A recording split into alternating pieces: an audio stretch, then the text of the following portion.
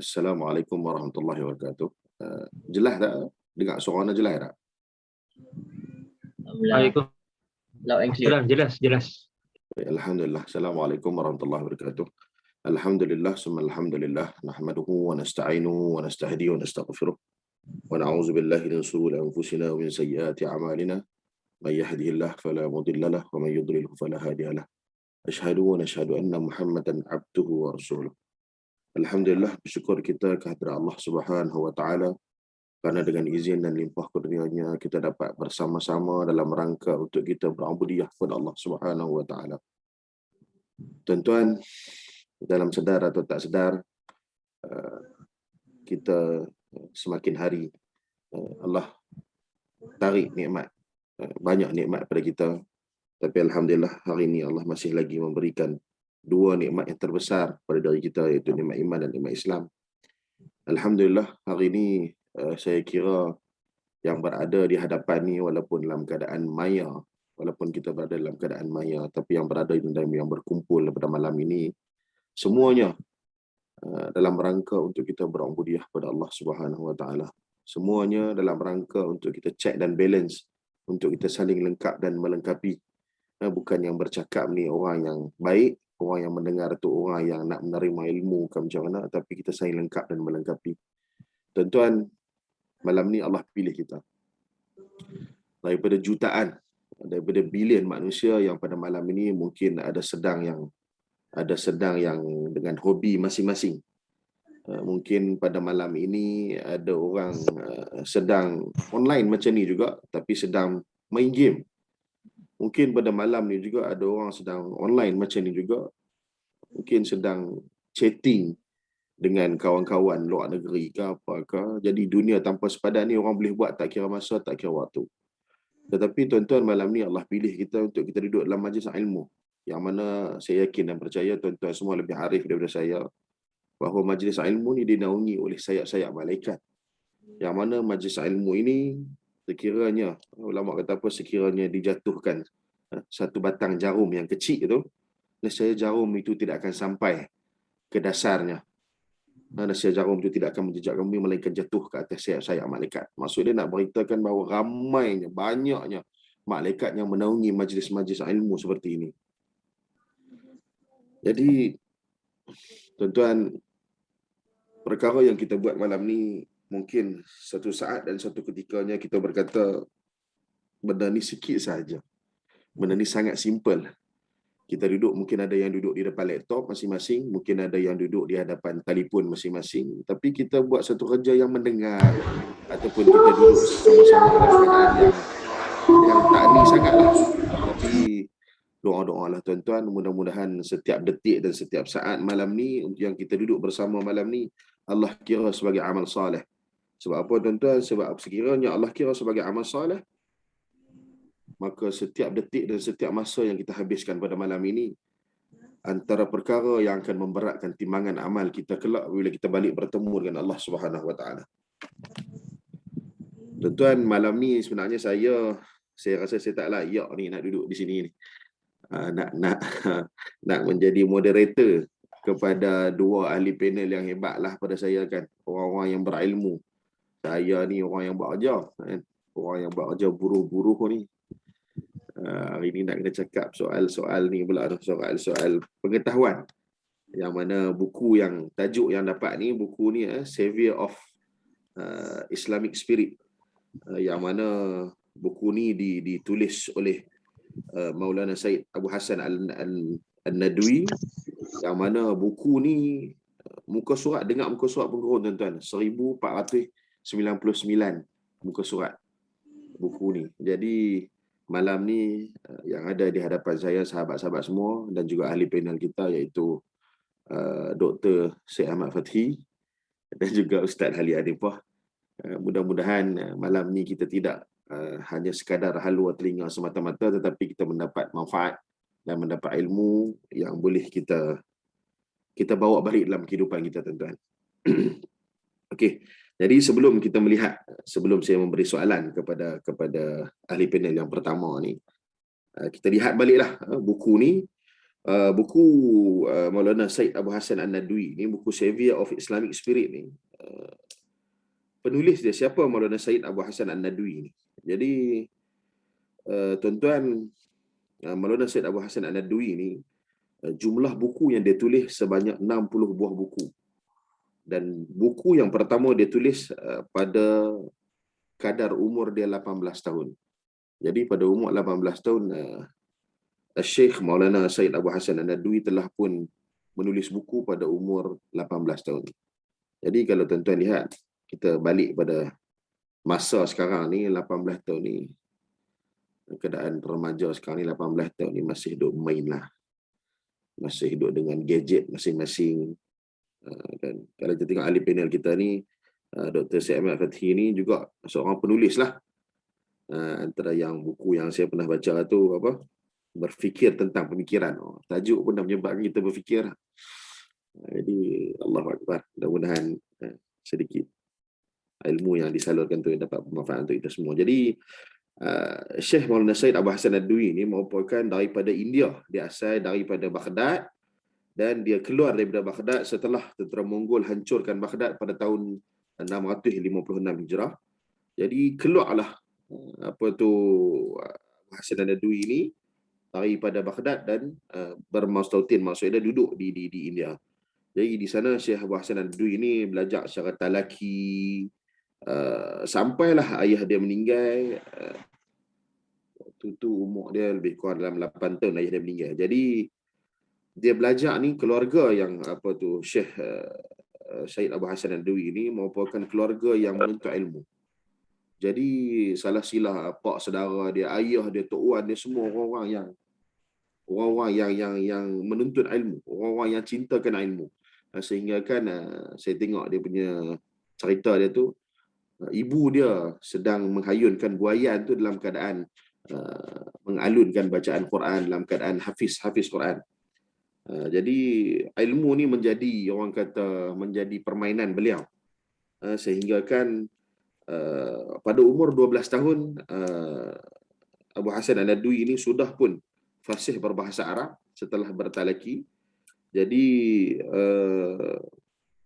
dia sambung ke Universiti Lucknow dalam bahasa Arab. Pada 1929 first pingat emas dia dapat waktu dalam study itu di Lahore. Jadi dalam umur 14 tahun dia sudah pun menterjemahkan buku daripada bahasa Urdu ke bahasa Arab. Waktu umur dia 14 tahun. Tingkatan 2 kalau umur kita tingkatan 2 lah. Jadi setelah daripada bidang bahasa ni, Syekh Hassan An-Nadwi mula join dalam bidang hadis dan bidang tafsir lah. Dia mula mengaji bidang hadis dan bidang tafsir dan turut bersama dalam gerakan dia tu. Dia pernah juga join dengan gerakan Al-Maududi. Dan untuk pengetahuan semua, Syekh Abu Hassan An-Nadwi ini pernah main Malaysia. Dia pernah main Malaysia pada tahun 1987.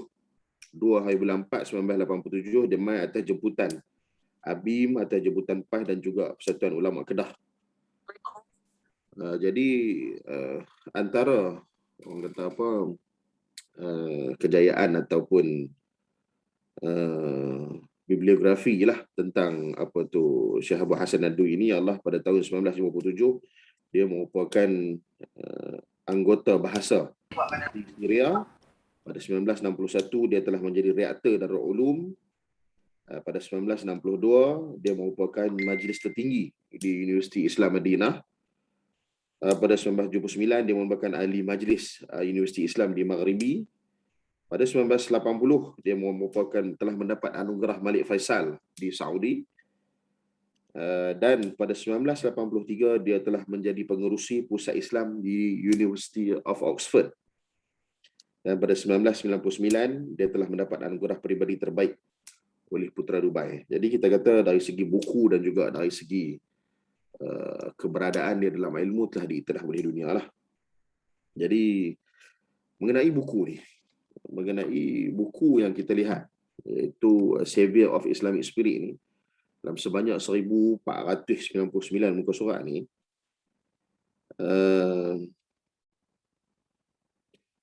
ramai yang berada pada malam ni sebenarnya tak mampu nak baca dan tak mampu nak hadam secara sepenuhnya.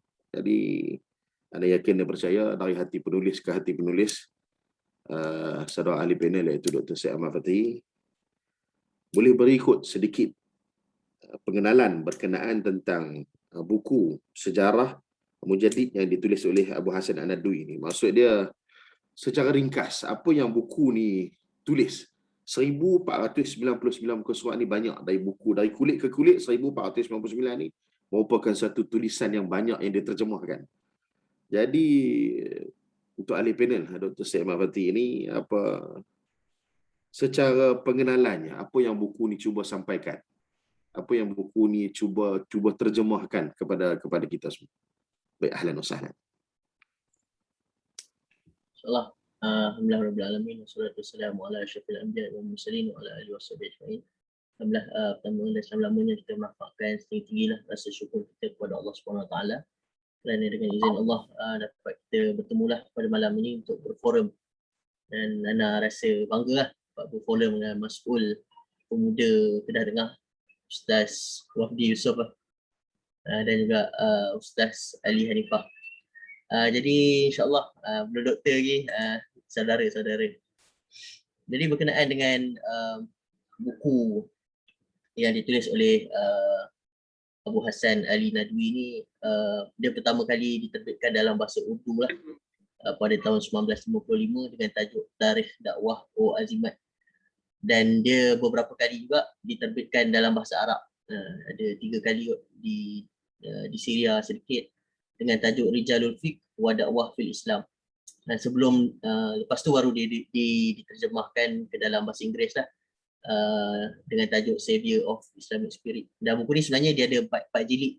Dan sebab tu dia panjang bila dia gabungkan jadi satu, dia 1400 lebih muka surat kan. Sebab sebenarnya dia 4 jilid. Dan kenapa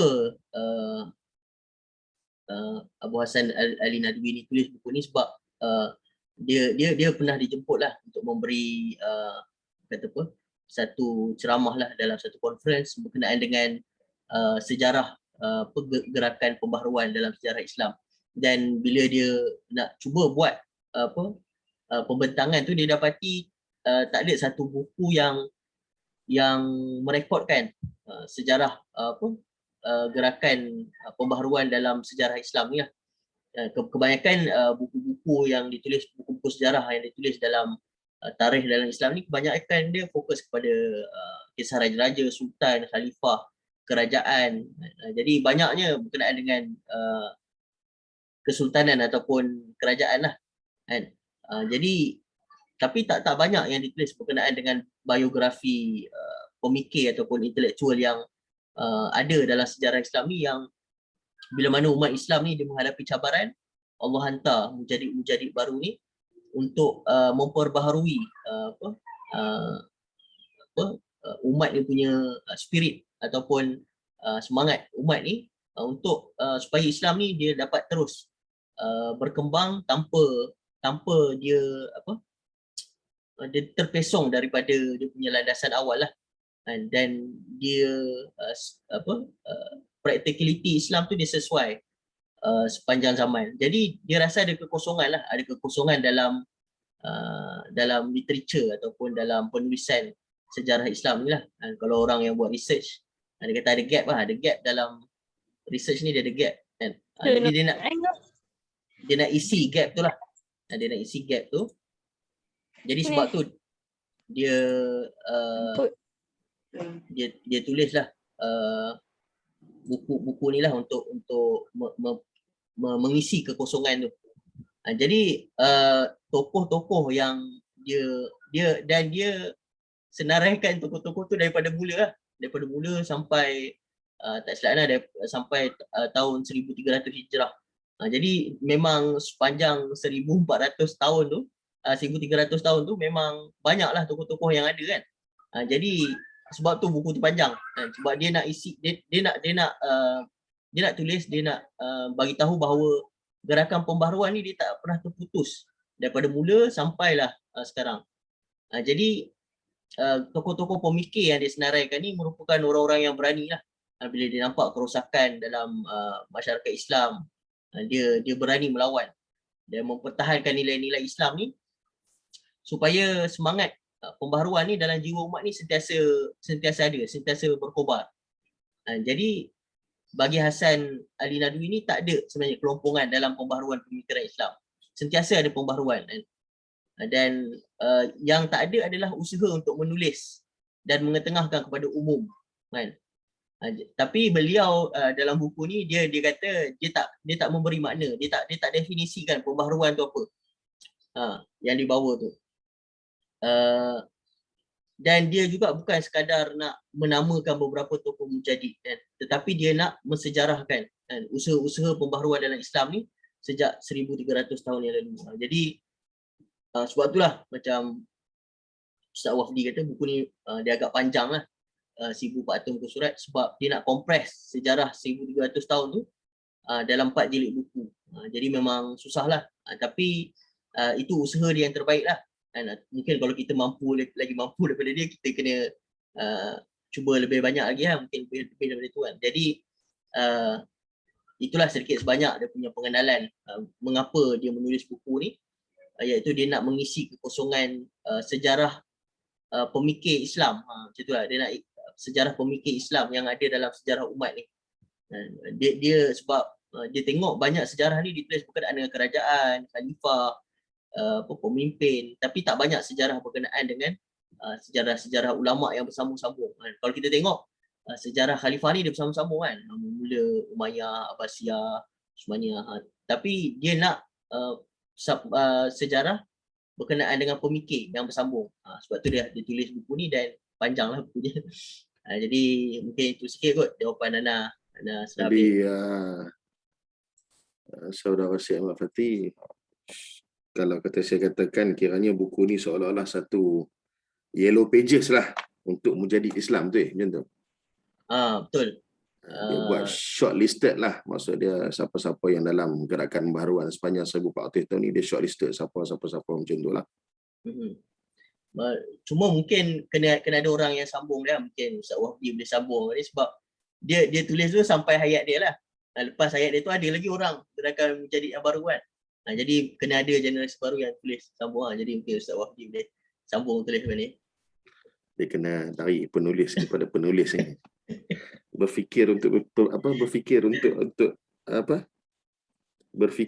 pemikiran. Bagus. Okey. Alhamdulillah sedikit orang kata overall sedikit maklumat tentang buku yang Savior of Islamic Spirit ni. Maksud dia menceritakan tentang dia buat shortlisted mana Syekh Abu Hasan An-Nadwi ini menyenaraikan mujahid yang mana sepanjang zaman yang ada daripada satu ke satu macam mana pembaharuan yang dilakukan, apa proses yang dilakukan, dia buat shortlisted senarai-senarai semua tu. Sebab kan kalau kita lihat daripada buku-buku yang lain menceritakan tentang sejarah, menceritakan tentang khalifah, menceritakan tentang perjalanan sejarah itu macam mana. Tetapi tokoh-tokoh di sebalik tokoh-tokoh perjalanan dan pergerakan Islam ni kita tak dapat lihat. Jadi dalam buku ni dia ada senarai 4 jilid, dia ada senarai lengkap tentang tokoh-tokoh yang mana di sebalik pergerakan-pergerakan dunia Islam ni tokoh-tokoh ni terlibat. Jadi dalam buku ni menyenaraikan benda tu lah. Jadi ahlan wa sahlan pada Ustaz Ali. Ustaz Ali ada Ustaz Ali lah.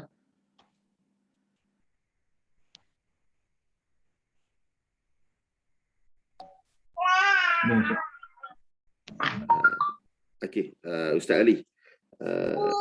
Sekiranya buku ini berkenaan tentang senarai mujahid dan juga senarai gerakan-gerakan yang ada dalam 1400 tahun ni. Jadi macam mana dalil yang mengatakan kewujudan mujahid tu, maksud dia siapa yang meletakkan mereka ni sebagai mujahid? Dan sekiranya dia itu mujahid, apakah itu pula tajdid? Dan siapa yang menjadikan mereka ni mujahid? Dan apa level dan apa piawaian yang mengatakan bahawa seseorang tu dah sampai ke tahap mujahid tu? Saya minta ahli panel yang kedua iaitu Ustaz Ali boleh huraikan sedikitlah tentang isu ni. Apakah itu tajdid? Apakah dalil mengenai kewujudan mujaddid ni dan siapakah mujaddid tu? Baik, ahlan wa sahlan. Bismillahirrahmanirrahim. Assalamualaikum warahmatullahi wabarakatuh.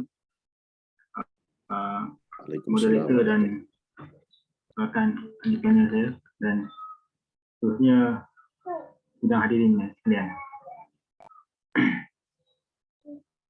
Jadi sebelum oleh kerana buku ini bercerita tentang mujaddid, jadi kita perlu tahu apakah itu tajdid.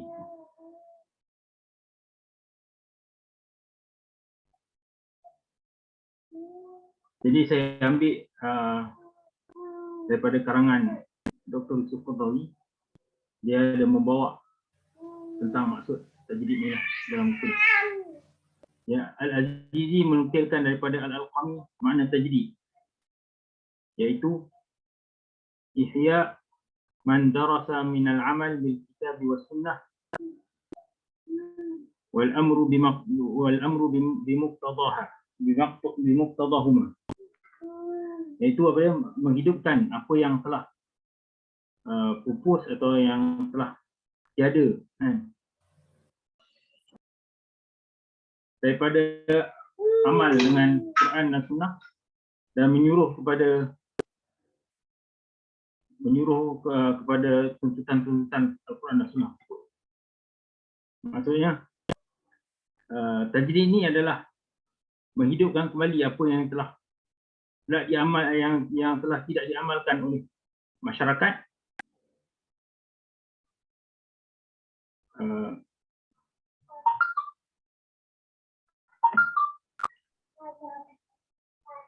apa yang berkaitan dengan Quran dan Sunnah lah. Apa yang Quran dan Sunnah tapi masyarakat dah tidak mengamalkannya. Jadi takrif ini dia berkait rapat dengan amal. Sebab dia kata menghidupkan apa yang telah pupus kan. Kemudian Al-Manawi mentakrifkan makna mentajdid adalah yubayyinu sunnah minal bid'ah, menjelaskan perkara sunnah daripada perkara bid'ah, wa yukaththirul ilm, dan memperbanyakkan ilmu, wa yansuru ahlahu, dan menolong ahli-ahli ilmu, wa yukathsiru ahlul bid'ah, wa yukathsiru ahlal bid'ah, dan iaitu yang dan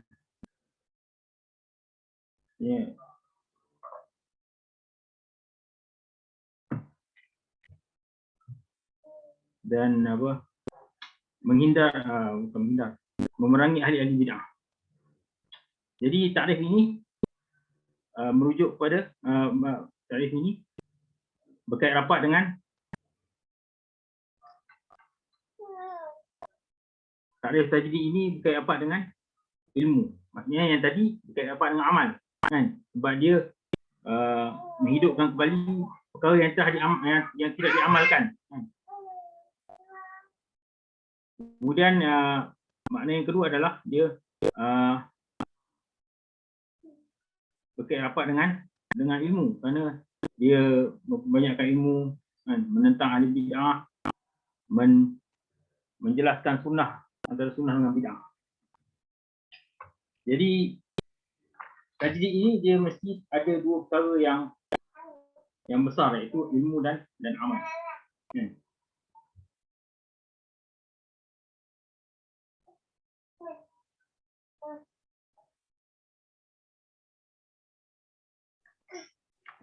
Kemudian apakah dalil kewujudan mujaddid? Dalil kewujudan mujaddid adalah daripada hadis Rasulullah SAW. Inna Allah yab'athu li hadhihi ummah ala ra'si kulli mi'ah sanah man yujaddid laha dinaha. Rasulullah bersabda, sesungguhnya Allah akan membangkitkan bagi umat ini pada awal setiap 100 tahun orang yang mentajdidkan bagi umatnya agama. Riwayat Abu Daud hadis nombor 4291. Jadi kewujudan mujaddid ni telah diberitakan oleh Rasulullah SAW dalam hadis ni tadi. Kemudian menurut Yusuf Qatawi, Dr. Yusuf Qatawi, tujuan hadis ni adalah untuk membangkitkan harapan dalam diri umat Islam bahawa Islam tidak akan hilang dengan adanya mujaddid pada setiap zaman.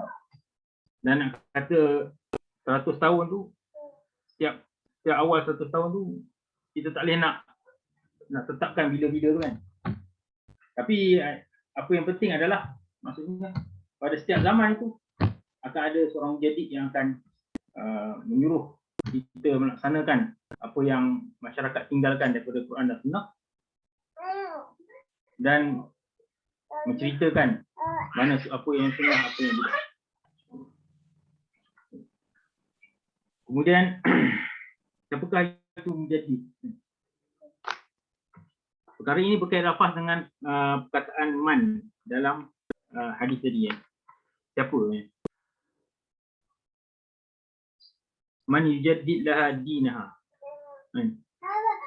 Jadi ramai yang ulama, ramai yang berpandangan bahawa lafaz man itu, siapa itu, merujuk kepada mufrad, maknanya seorang. Maka mereka letaklah, mereka menulislah pada 100 tahun pertama Umar Abdul Aziz, kemudian 100 tahun kedua Imam Syafi'i dan lain-lain. Tetapi ada ulama yang mengatakan bahawa man itu tidak hanya bukan hanya untuk mufrad saja, bukan hanya untuk individu perseorangan saja. Dia boleh jadi juga orang yang mujaddid ini adalah dalam bentuk jamaah.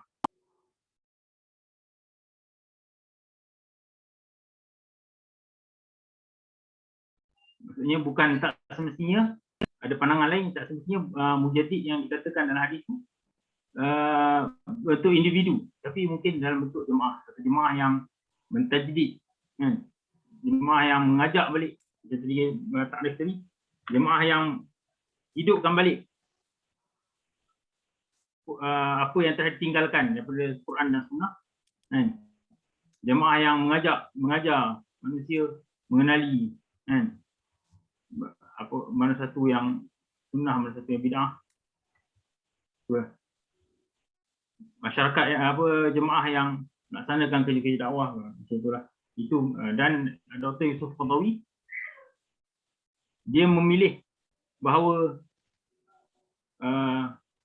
mujaddid itu bukan hanya dalam bentuk individu, bukan hanya Umar Abdul Aziz saja ataupun Imam Syafi'i saja, ataupun apa yang telah ditulis oleh ulama-ulama, tapi dia juga boleh jadi dalam bentuk jamaah.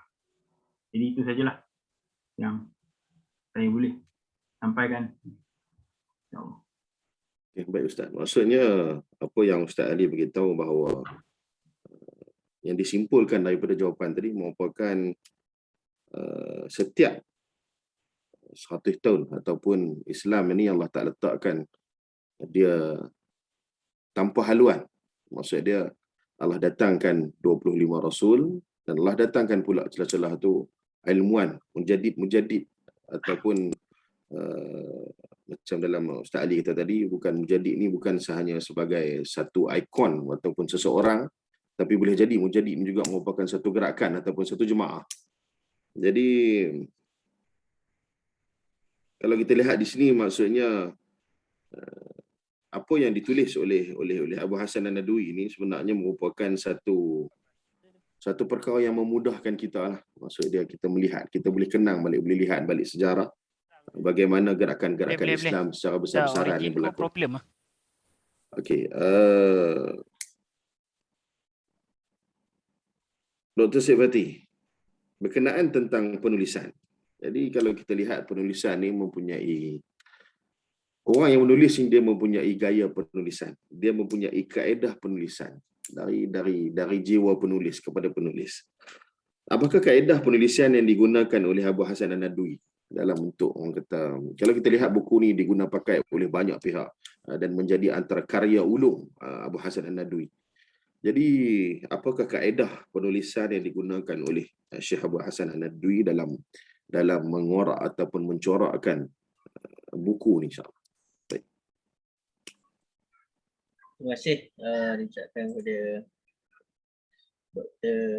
Wafdi atas soalan, dan juga kepada Ustaz Ali berkenaan dengan takrifan tajdid tu apa kan.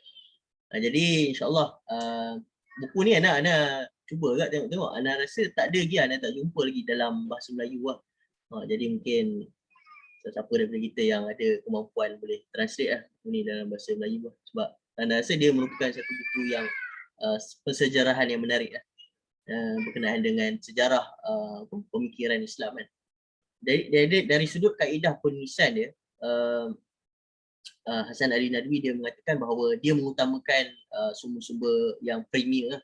Maksudnya sumber yang pertama lah, maksudnya daripada apa yang penulis tokoh tu sendiri cakap dan tulis. Tapi dia kata ada ketika dia cuba cari kan sumber-sumber premier tu, maksudnya apa yang tokoh tu sendiri cakap ataupun tulis lah. Tapi tak semua dia dapat lah, dia kata. Ada ketikanya dia perlu juga kepada sumber-sumber yang sekunder lah. Sekunder ni maksudnya orang lain yang tulis berkenaan dengan dia, ataupun orang-orang sekeliling dia, ataupun mungkin ada anak-anak murid dia yang tulis berkenaan dengan tokoh tersebut. Jadi itu sumber yang sekunder lah. Tapi dia menapis lah sumber-sumber sekunder ni, dia tapis lah untuk memastikan bahawa dia punya persejarahan tu persejarahan yang tepat lah. Jadi untuk menganalisa pembaharuan suatu tokoh ni, nilai intelektual, budaya dan dia punya kapasiti akademik tokoh tu mestilah dilihat pada zaman tu dan tempat tu kan. Tak boleh kita nak bandingkan, kita ambil penulisan contohnya pemikir pada kurun pertama atau kedua dan kita bandingkan dengan dunia moden zaman sekarang. Jadi tak sama, sebab zaman dan situasi dia tu dia berbeza kan. Jadi kurun pertama tu dia ada masalah dia sendiri. Jadi ulama-ulama ataupun pemikir pada zaman tu dia cuba menyelesaikan masalah zaman dia. Jadi mungkin masalah tu dah tak ada dah zaman sekarang kan. Jadi mungkin kita rasa macam kenapalah dia ni berfikir pasal benda-benda fiqah aja. Sebab mungkin waktu zaman tu benda fiqah tu tak settle lagi. Mungkin zaman kita dah banyak tokoh-tokoh yang dah memperbahaskan fiqah, mungkin kita rasa macam dah mencukupi kan. Kita pergi kepada perbahasan benda-benda lain pula lah. Mungkin macam kita ada Dr. Nakib kan yang membincangkan pasal daging yang dibuat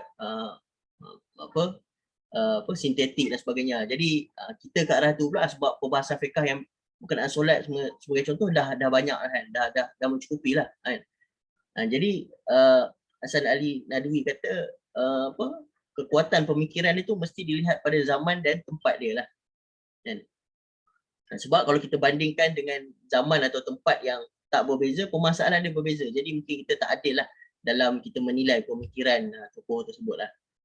Dan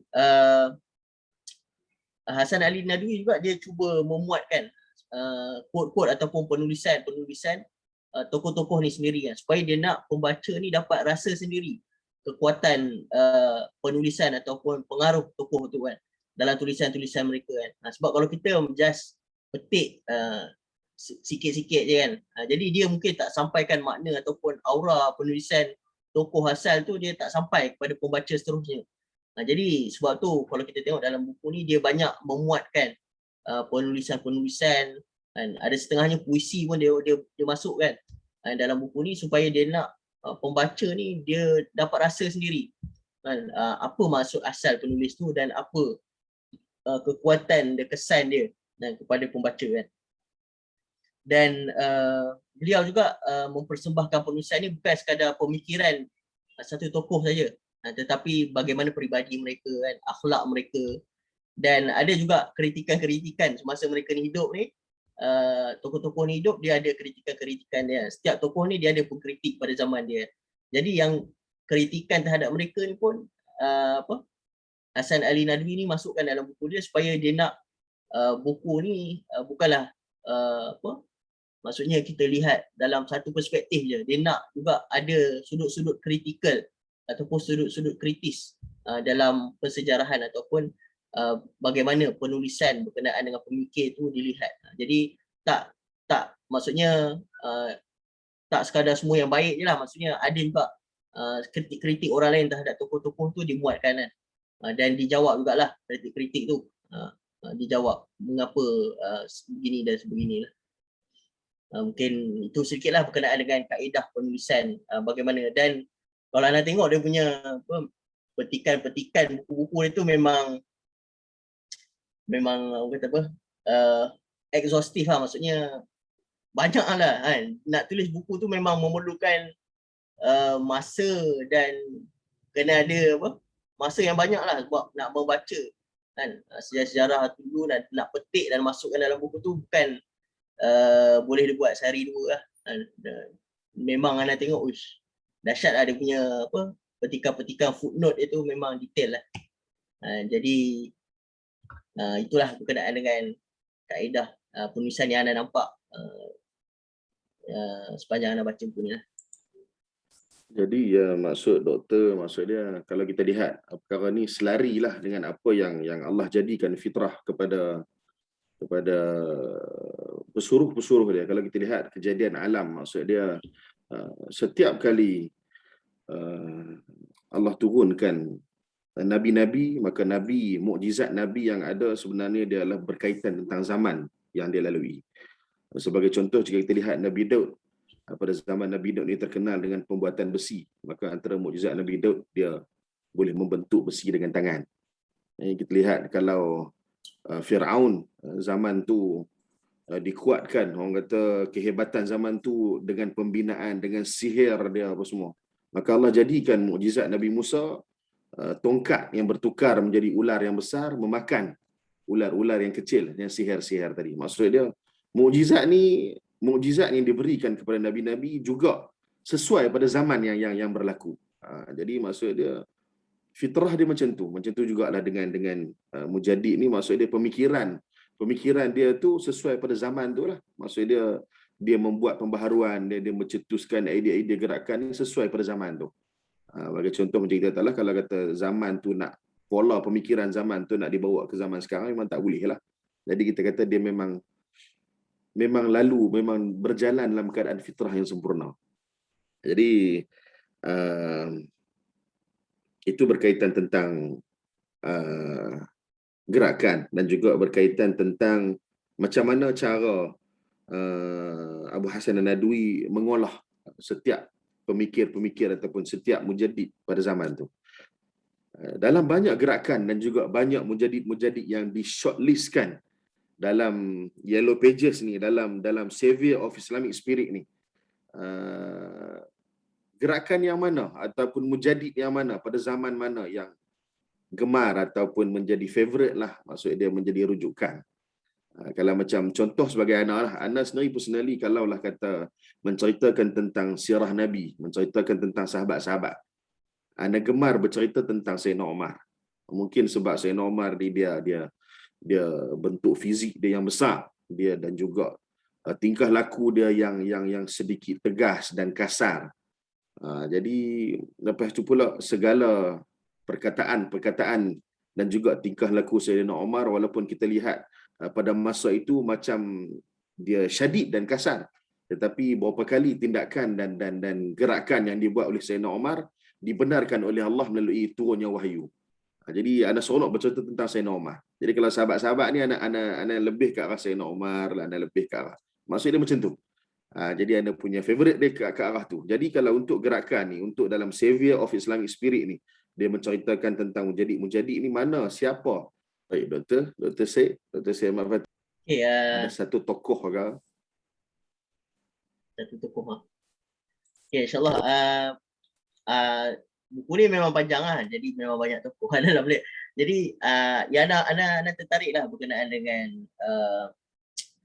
buku ni.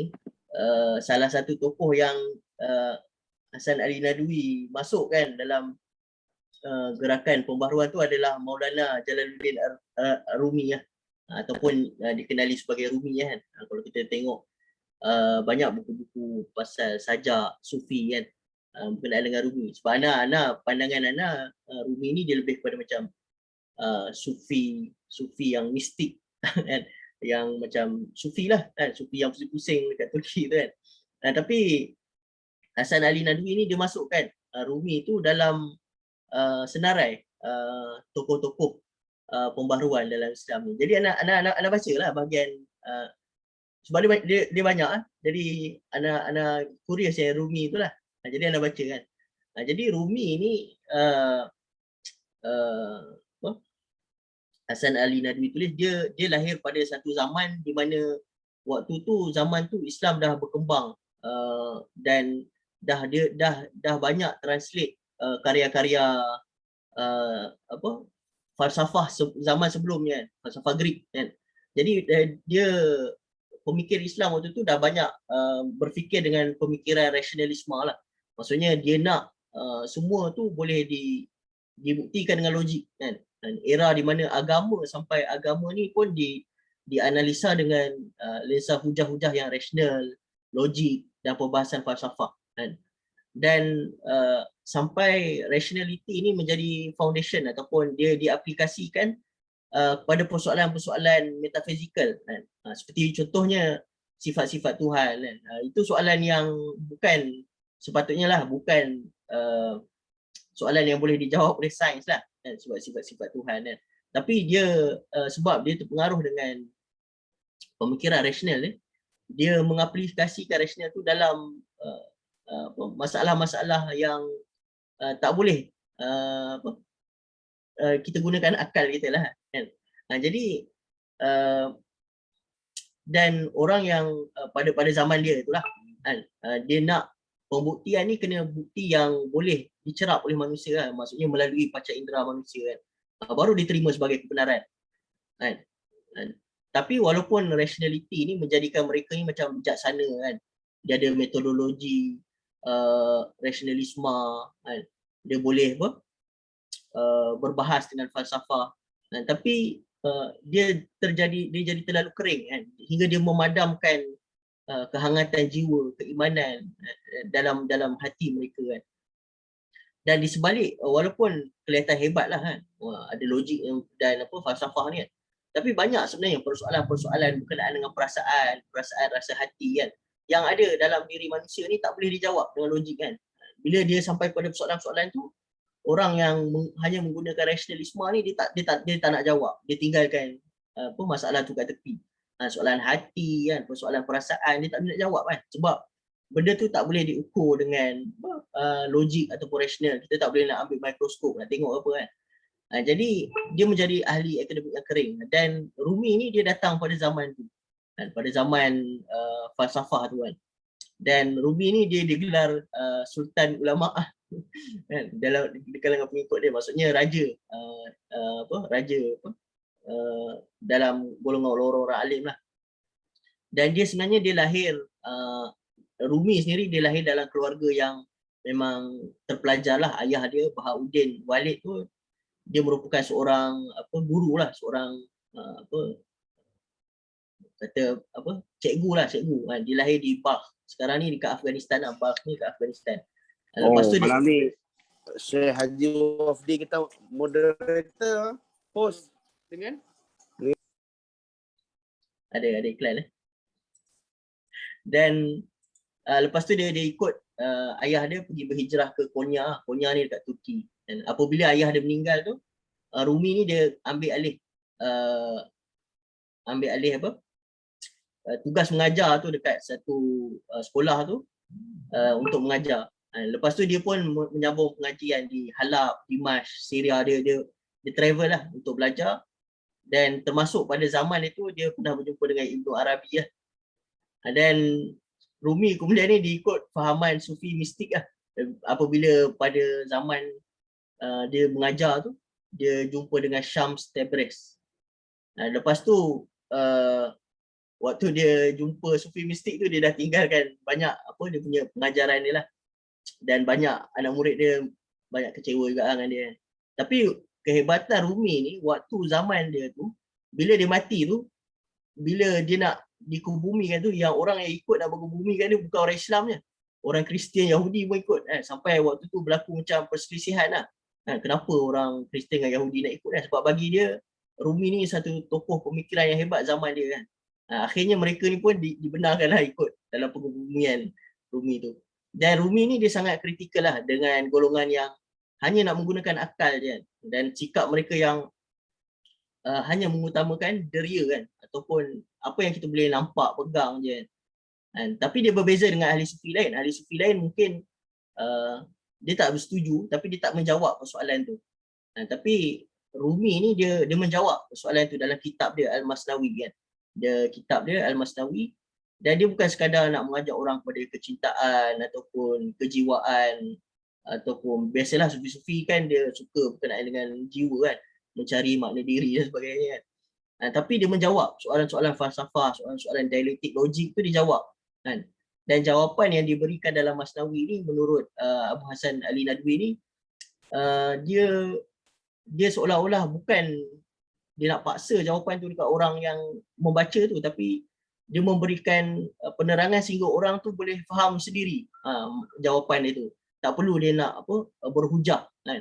Seolah-olah penulisan dia tu bukan untuk berhujah, tapi dia nak memberi kefahaman dalam masa yang sama orang tu tak rasa seperti dia tengah berhujah ataupun berlawan. Dia dapat memahami secara sendiri. Dan itulah bagi Ali Hasan Nadwi kekuatan Rumi ni pada zaman dia tu, dia berjaya menghidupkan balik jiwa umat Islam dari sudut itulah, dari sudut menjawab serangan-serangan pemikiran rasionalisme yang ada pada zaman dia lah. Itu mungkin satu tokoh yang Ana sempatlah baca sebab dia banyak sangat kan. Itu sedikit lah yang Ana sempat baca. Ana serah balik pada Dr. Haji Wafdi Al-Mabruri. Okay, Alhamdulillah. Kalau kita terlihat macam mana dalam banyak-banyak mujaddid ni, Dr. Said Fathi memilih kepada Rumi. Terus terang sebenarnya saya katakan saya pun tak dengar nama Rumi ni.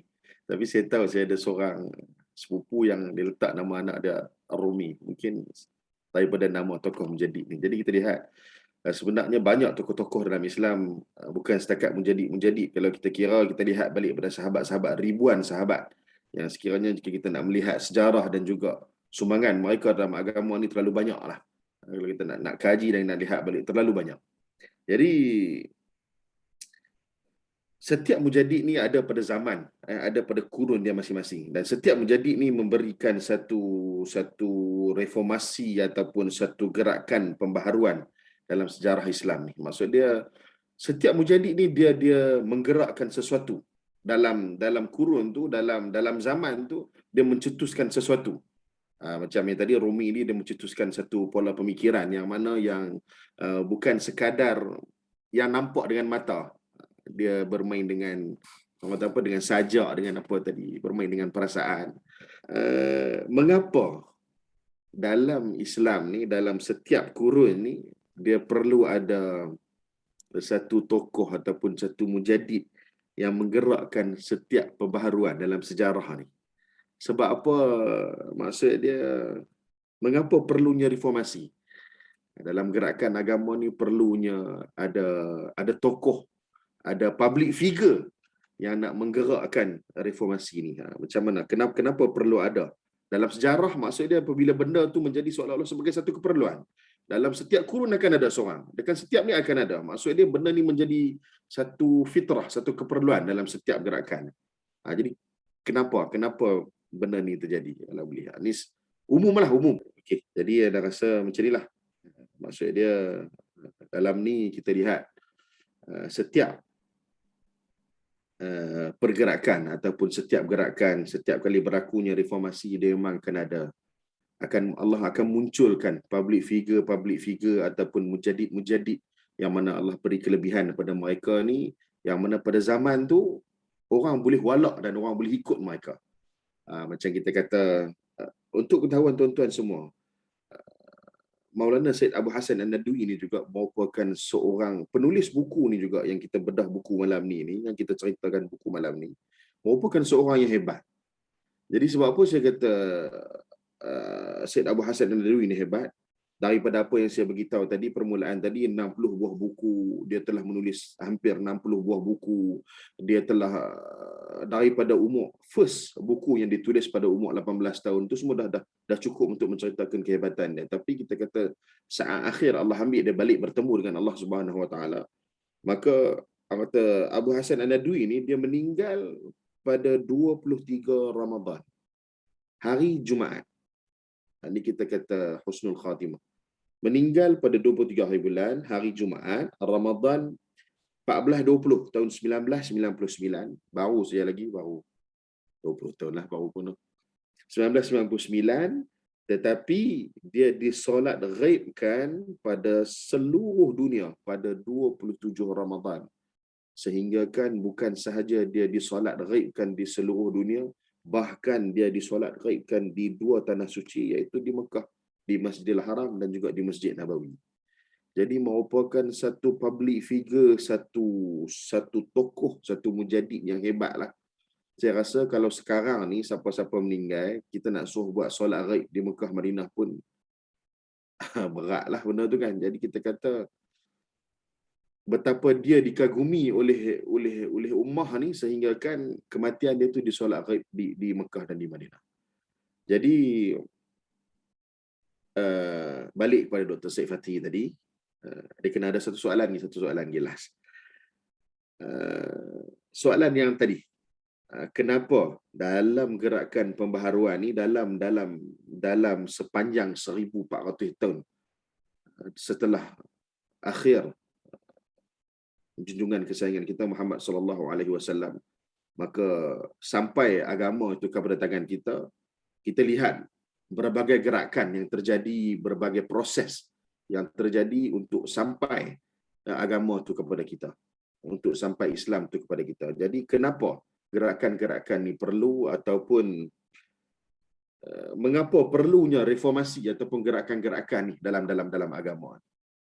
Okey, baik. Fadhal Mushkur. InsyaAllah, terima kasih Dr. Wafdi. Dah lewat ni, boleh jawab kan? Last. Habis soalan ni insyaAllah kita tutup. Ramai dah mengantuk tu. Okay. Jadi insyaAllah berkenaan dengan kenapa perlunya reformasi dalam sejarah Islam ni, kita tengok sebenarnya bukanlah nak mengatakan bahawa agama ni tak lengkap sampai perlu reformasi dan sebagainya. Hasan Ali Nadwi dia cakap perkara ni sejak awal lah. Dia kata Islam ni memang agama yang telah sempurna lah, seperti Allah firmankan dalam surah Al-Ma'idah ayat 3 tu kan, al-yauma lam tulakum dinakum, kan, hari ini aku telah sempurnakan agama kamu ini, Islam kan. Jadi memang akar agama ni, keimanan ni memang tak berubah lah kan. Zaman berubah macam mana pun, keimanan kita kepada Allah SWT ni dia tak akan berubah kan. Sebab kalau itu berubah, dia dah tak jadi Islam dah lah kan. Tapi dalam agama Islam ni Allah beri kebolehan untuk memutikkan daun-daun yang baru, yang segar kan, sepanjang perubahan zaman ni, untuk panduan setiap manusia. Sebab setiap zaman ni dia ada masalah-masalah zaman dia kan. Dan Islam ni sebab dia sesuai setiap zaman, dia mesti boleh menjawab setiap masalah yang ada pada zaman tu kan. Dan kalau dia tak boleh menjawab, dia jadi yang satu yang tak relevan lah. Sebab tu Islam ni dia boleh, Allah beri dia kebolehan untuk menjawab masalah yang ada pada zaman dia kan. Jadi Islam ni dia membawa solusi. Kita selalu cakap Islam ni sebagai satu solusi. Tapi dia sebenarnya bukan solusi itu satu solusi kan. Islam ni dia membawa pelbagai solusi lah dalam pelbagai zaman kan. Setiap zaman dia ada masalah dia, dan Islam bawa solusi pada zaman dia. Jadi Islam ni dia bukan satu solusi, dia pelbagai solusi. Dan Islam ni dia merupakan agama yang terakhir lah, universal. Maksudnya Islam ni bukan untuk orang Arab je. Orang Melayu pun boleh Islam, orang Cina boleh Islam, India boleh Islam, orang Amerika pun boleh Islam. Jadi dia universal. Dia tak ada semangat bangsa. Dia rentas bangsa. Dan bila dia merentas bangsa, merentas masa kan, dia mestilah ada benda-benda yang boleh berubah lah kan. Sebab tu Yusuf Qaradawi tulis ada as-sawabit dan mutaghayyirat kan. Sawabit ni benda-benda yang kekal kan, macam akidah kan, ibadah yang dah ditetapkan kan, seperti solat, puasa, itu sawabit kan. Dan dia ada juga benda-benda yang mutaghayyirat kan, benda-benda muamalat, benda-benda yang sistem sosial, benda-benda yang mutaghayyirat yang boleh terdedah pada penafsiran, terdedah pada pemikiran ulama, terdedah pada ijma' dan sebagainya. Ini merupakan benda-benda yang mutaghayyirat yang boleh berubah sesuai dengan berubahnya zaman kan. Sebab Islam tu dia akan kekal praktikal setiap zaman dia, jadi memang ada mujadid yang akan memberi penafsiran baru sesuai dengan zaman dia, benda-benda yang mutaghayyirat ni. Jadi kalau kita tengok Islam ni, dia serangan terhadap Islam ni dia bukan luaran saja kan. Mungkin dalam sejarah Islam yang serangan yang paling dahsyat lah yang kita pernah tengok, mungkin serangan tentera Salib dan juga tentera Mongol lah. Mongol tu memang sampai khalifah tu kena bunuh di depan rakyat kan, sampai buku-buku yang dikumpul sejarah Islam tu dibuang dalam sungai kan, sehingga hitam air sungai dan sebagainya. Tapi dia ada juga serangan-serangan dalaman kan.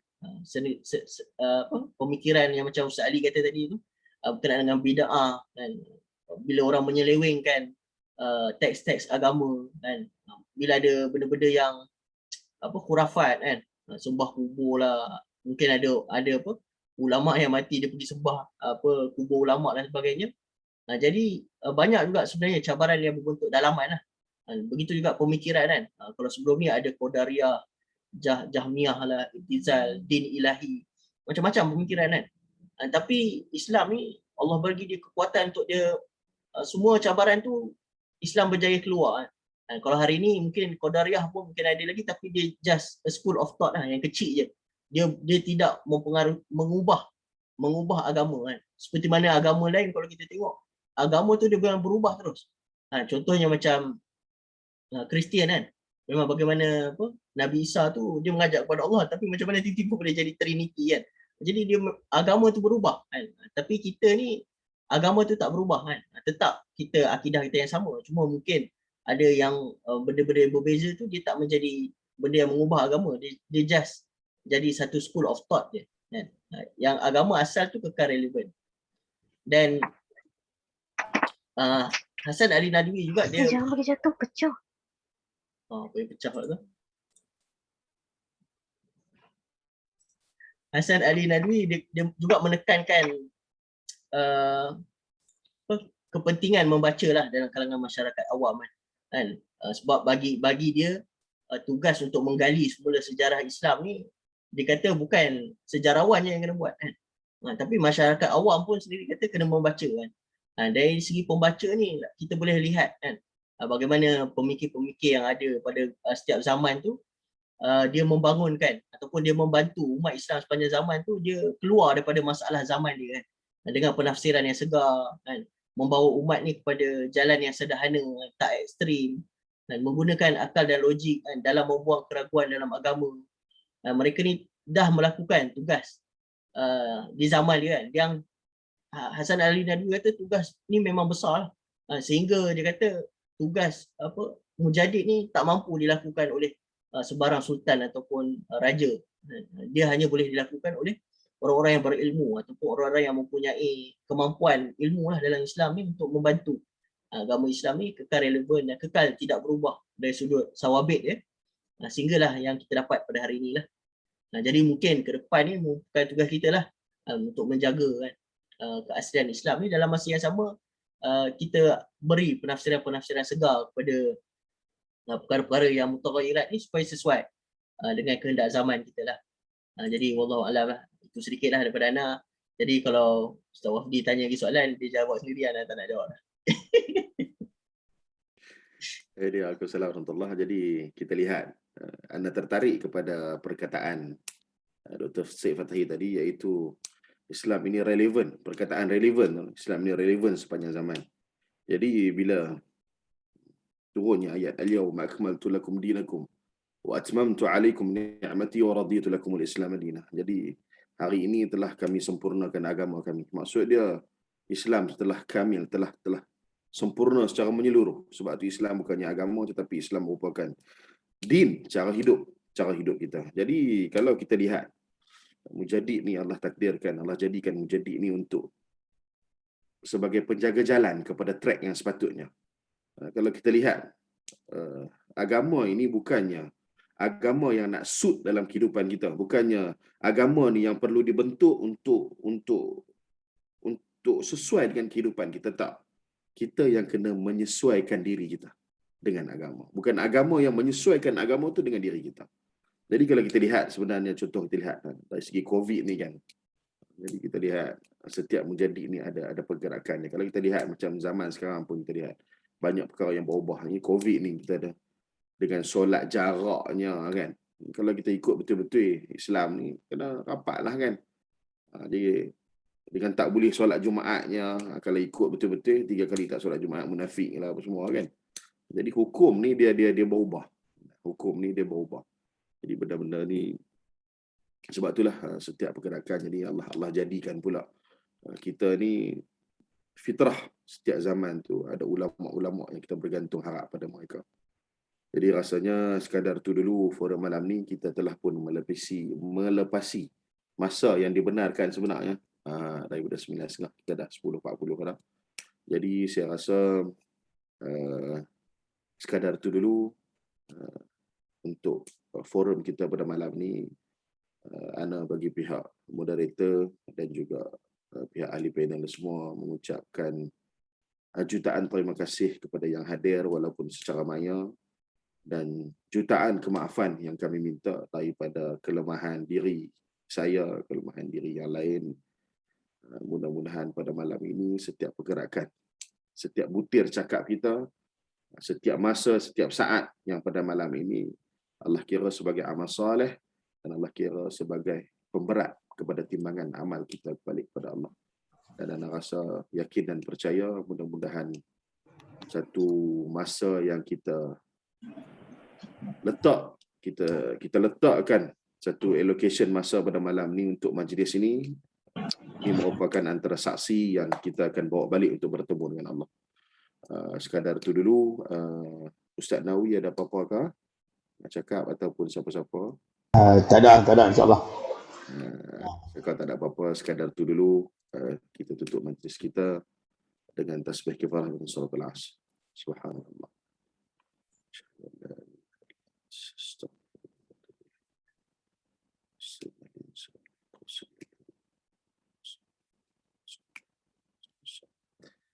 Baik, Assalamualaikum warahmatullahi